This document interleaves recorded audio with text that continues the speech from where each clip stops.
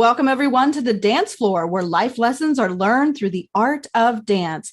I'm your host, Anna Harsh, and today I have a wonderful, amazing, and super talented friend with me, Miss Leslie Benedetto. She is the founder and instructor at B+Well Nation Fitness Center. Miss Leslie, welcome to my dance floor. Hi there. Thank you. I know we haven't danced in a little while together, but we're both Slippery Rock alumni, and it's super awesome to connect with you again. Tell my listeners, share a little bit about your dance journey. How did you get into dancing? I was the kid who was constantly annoying their entire family from a very young age. Watch, I made up this look, costumes and performing in front of the TV while everybody else is trying to watch TV. Absolutely. Or whatever. I was that kid. And then I think when I was about 7, first grade, I grew up in a small town and rather rural. And our mothers found like a tap teacher for us. Oh, cool. So there were like 6 or 7 kids in town, and like we all got thrown into one car and driven to tap class once a week. And, that's how it started. So that's how the bug bit you. And then I know throughout your journey, then you got into not only dance, but fitness. Right. And what brought you to Slippery Rock? I mean, you're from Pennsylvania, correct? Yes. Yeah. I'm just Beaver County, so not far from Slippery Rock. And actually, I started at Slippery Rock as an education major. Oh, wow. Okay. I had danced all through high school, but I never took it like where I thought that would be my profession. I loved it. I also loved, I'm aging myself. That's when like aerobic dance class became huge. And that was another thing that I just loved, was going to classes like that. So I went to Slippery Rock and I ended up in a dance class for a PE credit. Oh, yeah. A lot of people do. Yeah. And then I thought, as an education major, I can minor in dance. Sure. And then I took my first modern dance class, and it was like I found my home, modern, like that was so grounded. For those of you that are listening, like, what is modern dance? It's a very grounded dance. Most people think that, Martha Graham was the founder in the early 20s for modern dance and the founder of that style to kind of go against lines and sort of break the body into different kinds of shapes rather than straight lines. Yeah, because I did not by any way, shape, or form have a classic ballet line or body, for jazz, Bob Fosse, like that. I did not fit in to those boxes. Mm-hmm. But with modern, it was just like, it's freeing. Yeah. And it opened up a whole new world to me. And that's when I then decided to become a dance major. That's awesome. And I know that then it took a little bit of a turn for you. Like after you graduated, then you got into the fitness side of movement. Tell us a little bit about the B+Well Fitness. Yeah, B+Well Nation. I actually founded, I think it'll be 14 years. Wow. Okay. How that started, after I finished my dance degree at Slippery Rock, I went on into an exercise science master's degree at Slippery Rock, and I specialized in adapted fitness. That's awesome.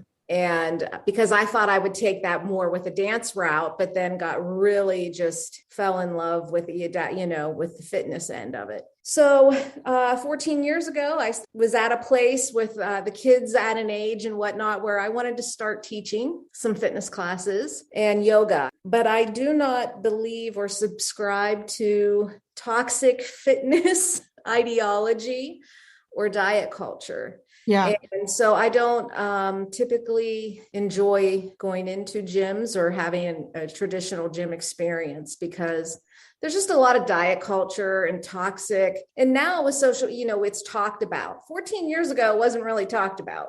For sure. I worked myself in and out of gyms teaching aerobics throughout, late 90s, early 2000s. I know, like we're old. Yep. But, it just wasn't for me. Like the gym scenario or atmosphere just didn't vibe with me. I didn't want to go to machine. I'd rather teach the classes or take a class. Mm-hmm. And then I was out the door, wasn't that person. I just wanted to feel good and be healthy. Right. And I just did not want to focus on, having to look a certain way. At that time, when I opened it 14 years ago, I was about 40 pounds overweight. And so there was a lot of pressure, and I just knew I couldn't be happy and healthy, getting back to my own fitness journey and whatnot in an environment that places so much focus on it. Yeah. So I just started with a place teaching a couple yoga classes a week.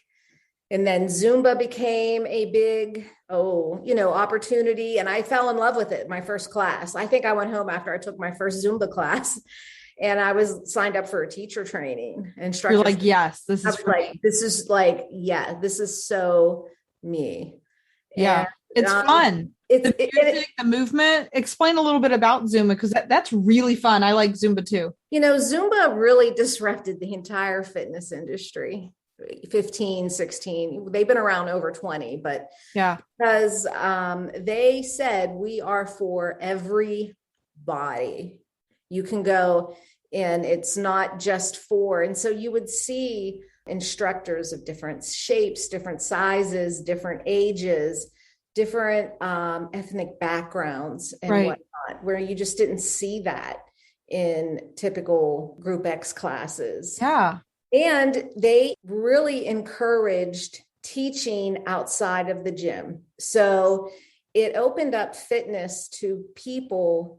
There's a lot of people who are never going to walk into a gym. Yeah. They're just not gym people. Whatever reason. They don't feel comfortable, but they'll go to their church basement where someone. Absolutely. And so Zumba, it really, I don't think it's talked about enough.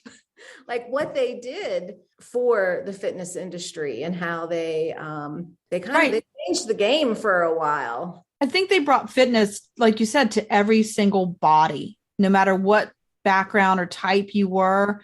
Mm-hmm. It was something like a party that you could attend, and you walk out and you're like, hey, did I work out? Did I have a fitness moment? And you don't realize it, but you just had fun for that half hour or hour, whatever the class was. And you just have this dance party kind of mode and atmosphere. And it's really community driven. I felt like I was always part of something. Whenever I attended a class, I'm like, yeah, this is my tribe. These are my people that I want to party with, and just get a little bit of dance experience too, is with the cha-cha moves and the Latin rhythms. I loved it. I've been teaching for over 12 years now, Zumba. And which I think is so funny. I'm like, I can't believe I've been teaching, one format that continuously for that long. Well, it just shows you that dance is transcendent. It will never, cross a time period where it's like, nah, not for me anymore. Like, no, people want to move. Mm-hmm. And I always say that the movement shares something about ourselves, stories or exuberance or some kind of emotion. That's what we as dancers, that's why we do that. That's why we communicate. And we want to share these things with others and let them into our stories so they can be a part of it as well. And I think that's what those group exercise classes really allow the community to do, is be a community, be together. Yes. And I think that's important. And that's what I think it was very essential in creating a strong program at B+Well Nation, and we could build off of that community. And we still have members that have been with us for 14 years. That's fantastic. And you can see how it changes their lives. Oh, yeah. Their health, their lives, and it becomes just more important than just the workout. Absolutely. Because you feel supported. You're like, oh, I can't wait to see, my friend at class. Mhm. and share with her, part of my life, what's happening in my life. I feel like it's a support group as well because you have that fitness, your mental wellness also improves. You feel better because you can think clearly and, be with your friends. And I think that's really important, especially in the climate that we're living in right now, too. It's the mind body connection is really super important. And it always has been, but I think it's highlighted now. Oh, absolutely. Miss Leslie, let's go back to dance mode and what inspired you, like when you were choreographing and doing things like that, what inspired you to move, I guess, or create? I would have to say I'm very music driven. Yeah, Sometimes, but not in a way like music would inspire me, but that may not be the song that I was choreographing to. right. I get that. There's times where I am choreographing for a musical and I might be stuck on a scene. I listen to an opposite kind of music, like something that's not related to musicals Mhm. at all, just to get the juices flowing, just to be creative again. And it might inspire me to do a move. And then I'm like, you know what? That connects with that. And then I go back to what the project I'm working on. Yeah, and I use music. I have to say, I'm a very music driven person all the time. Yeah. Like, I listen to music all the time. I create playlists for specific things, moods, whatever. It's something that I use for myself. I do that with yoga. I Yes. create a lot of playlists. Sometimes I used to do this. I should get back to it. I used to create a playlist for my day. Like if I had to drive somewhere, I made a playlist so I could set myself in a certain mood. So when I arrived to teach a class, or just if I'm cleaning the house or doing something mundane, I put music on. It's just more fun. When I do that all the time. And it's funny because like when I trained for the Pittsburgh Marathon and did that kind of stuff, I like curated a playlist Yeah. for long runs for the actual day of the marathon and like thought out like how starting off, but like when you get to a certain point, what will I need to listen to? Yeah, for Uh, sure. Yeah, I know throughout the day, sometimes I'm like, I need to pick me up. yeah. If we're cooking or something like that, like my husband and I, if we're cooking, sometimes we'll turn on music just to cook to, and just set the mood for the rest of the evening or the dinner. I think that's fun. I mean, I think a lot of families should maybe, make that your fall little intention is listen to some fun music, have your dance parties at home, no matter what the activity is. Sometimes even if I was studying for something, an exam, I used to put on relaxing music just to think. No words, no lyrics, just something really instrumental. So yeah, that inspired me a lot as well. I listen to, I have, because I still have to study a lot. I do a lot of continuing education. I have to teach Right. certain, and I listen to like string quartet versions of heavy metal. Yeah. And those are so It cool. really gets you like, into a mental zone. At least it does for me. Yeah. If I have to do something mundane or tedious, or if I'm working on costumes, I'll put on music as well, just so I can think and just so it helps pass the time as well, like just to help me cope with the tediousness. If I'm sewing something really small, I'm like, I need a moment. I need a song to get me through this. So I agree with that. Music really can be the muse for lots of things, especially for choreography. Yes. And then I would also do when I was choreographing with modern dance, just reading and taking from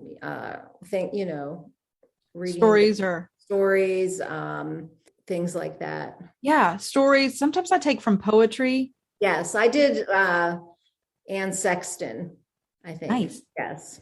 Yeah, poetry has a lot of images that can create.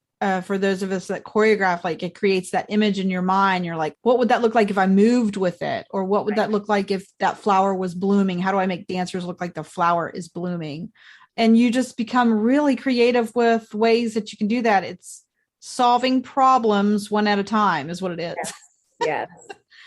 Well, Leslie, we're going to take a quick commercial break. And then we come back.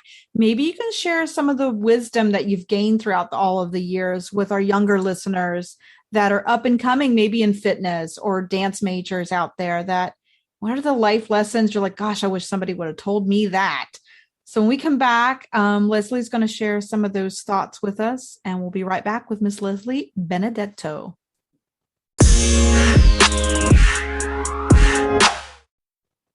Welcome back, everyone. We're here with my friend Leslie, who's sharing all kinds of thoughts about dance and fitness and working in the industry for quite some time. So, Leslie, I know we all have our life lessons that I know I've learned from dance, whether it's just to something simple as be on time, be organized, some of those things that we as dancers have to always do, or just being able to improvise on the spot, no matter what job you have. I think we all have scrambled to organize our thoughts or organize our things in our offices for any job and to be able to make something out of it and make sense of it. I was thinking about this, and a lot of times, especially if you're a dancer, a musician, in the theater, people are always like, well, what are you going to do with that?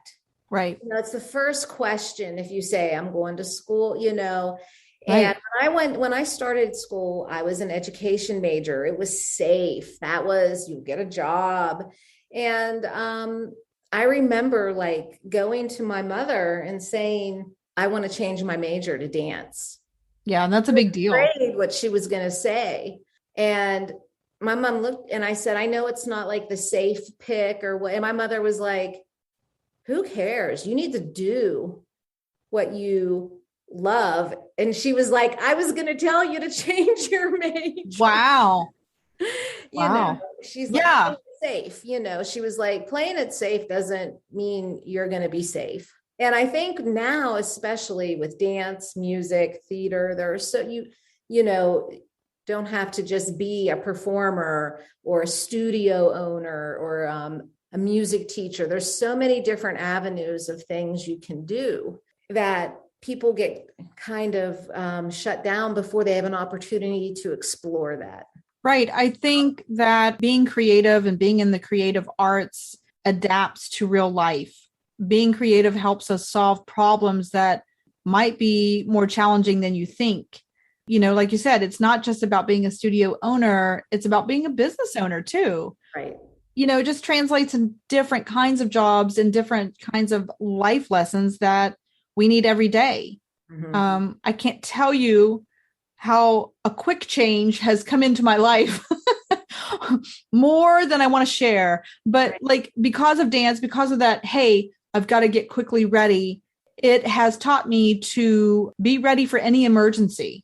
When emergencies happen in your family, you've got to go and you've got to get yourself pulled together, ready quickly, and then out the door to, solve that problem or help somebody that's in need. And I can't tell you how a quick change, I thought, we are backstage changing probably 15 to 30 seconds and so calm.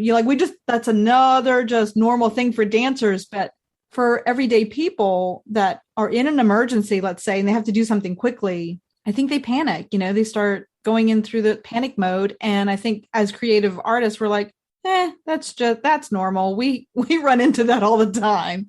You think how many times during a performance, the music glitches or the person that you're with is like not on the right side of the stage or like, and you're like, okay, we're doing it this way now. That's right. And you go with the flow. And it does teach you a certain mindset. Yeah, it's that go with the flow. I've shown up to a performance and I forgot my entire dance bag of shoes for that performance at my home. I had everything else, all my costumes, hair, makeup, the whole bit. I did the entire show barefoot. And the audience was like, you go, girl. I would have been in the back, just crying in a corner. I'm like, well, no, you just have to accept what is reality sometimes and just go with it and make the best of it. And Lord knows the last 18, 19 months, we are making the best of it. Yeah. And things plans change, and you just have to definitely go with the flow. I think that's a big life lesson for sure. Absolutely. And like you said, follow your dreams. If you don't love to do something, change it. God bless your mom for saying that, like, go do what you love. Yeah. Because not everybody has that person that will say, you know what, if you love that, if you want to play music, if you want to sing, do it. And that's, that's great to have that support. I think a lot of students out there wish they have that. And I hope that they do. So we're telling you today, Leslie and I are telling you today, go and do your dream. Right. Be part of the community that is ready to help you along the way, and listen to all these pieces of advice and make the best of your situation.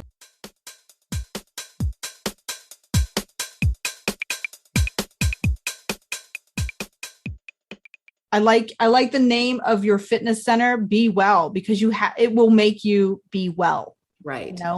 Well, Leslie, where can we take your classes? How can we be involved with your fun party? You know what? BeWellNation.com. And we do in-person studio, small group X classes, but we also teach online. So Perfect. Right now, all the classes I teach simultaneously online and in person. Oh, that's so much fun, because then you get to be with that community that's actually with you in person. It is the best of both worlds, because we still have individuals, for whatever reason, aren't able to come, or they never were able. They may have lived too far away or whatever. And you have different kinds of classes. Like, can you tell us a little bit about the classes? We have, your standard yoga. Then I have created what I call restore chair yoga. And when I started, it was really geared towards older adults. But I have to tell you that it's fabulous for most any age. I was going to say that sounds great today for me. Like, I'm ready to be well in my chair. And I know, because you are a yoga instructor as well, based on where people are at this point in time. With the lifestyle we lead, not just pandemic, but, even some basic yoga classes, people just don't have the baseline flexibility in the hip. You see it when you start to try to do a lunge, and things like that. Or they may have had, knee injuries, back injuries. And so the simple use of a chair, it keeps me moving. I was just going to say, for those of us that are on the other side of 40 something, I'm on the other side of 50 now. I was being generous. I know I'm approaching that 50 myself. Yeah. And you want to oil the joints. Like, I don't like the symphony that happens, when you get out of a chair or out of bed.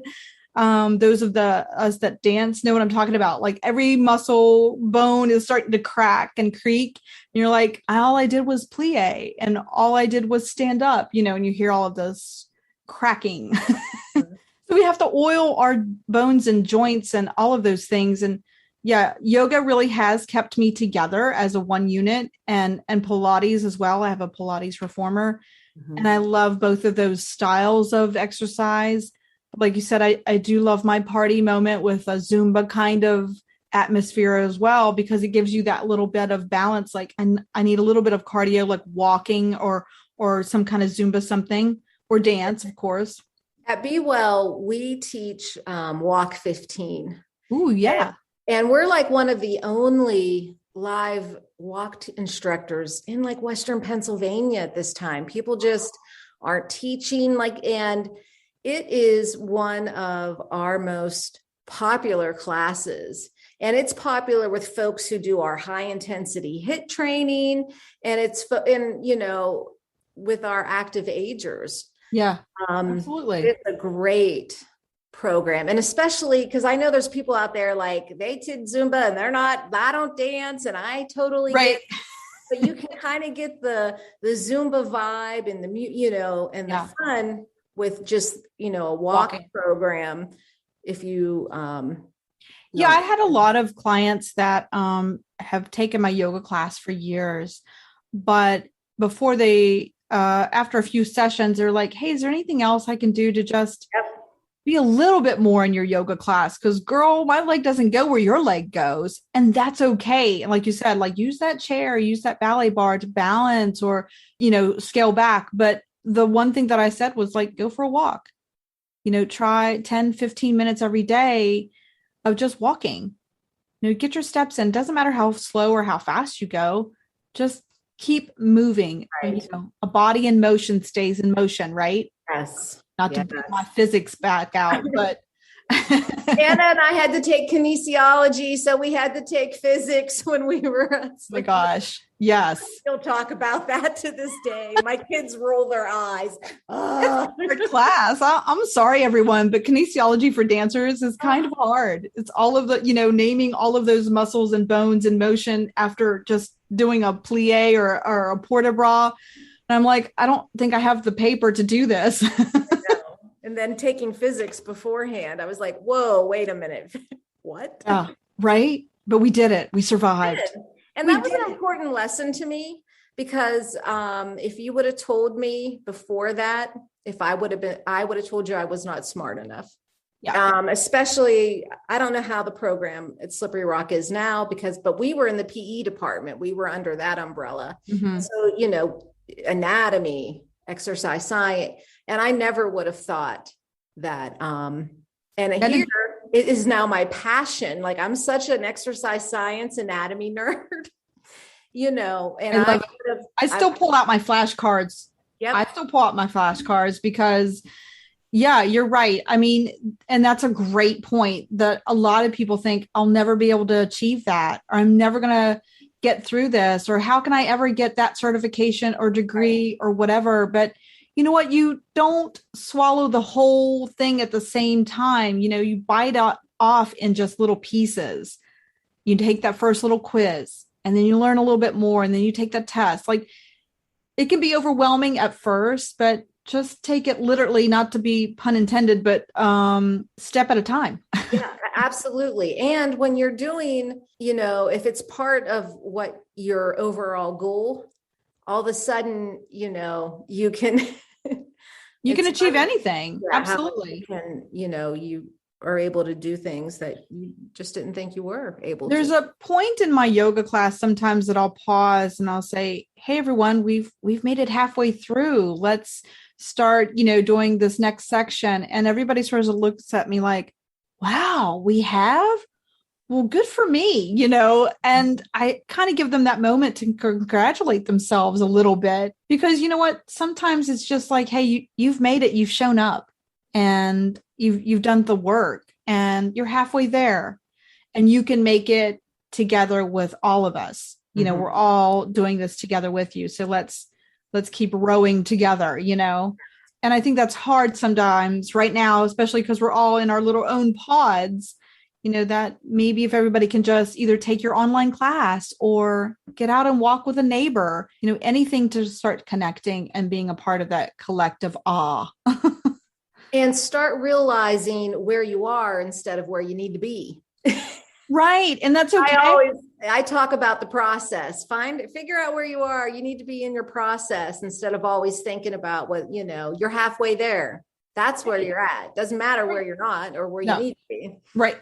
It's okay to have goals, and you can put them on your little vision board, and that is awesome, because those are achievable, but you got to see the road to get there. And if you're only on step 1 or 2, hey, you've taken a step, and that's great. Leslie, I miss you tremendously. I know. It was so good to catch up and catch up. Absolutely. Yeah. So I hope everyone can tell us your website one more time where we can take classes. BWellNation.com. And that's just BWELL Nation, not BE. So BWell. Not like the buzzing bee, but yeah, I like that letter. Right. BWellNation.com. And look up Leslie, everyone, and take her classes. She's an amazing teacher, really fun. We always have a great time whenever we do connect.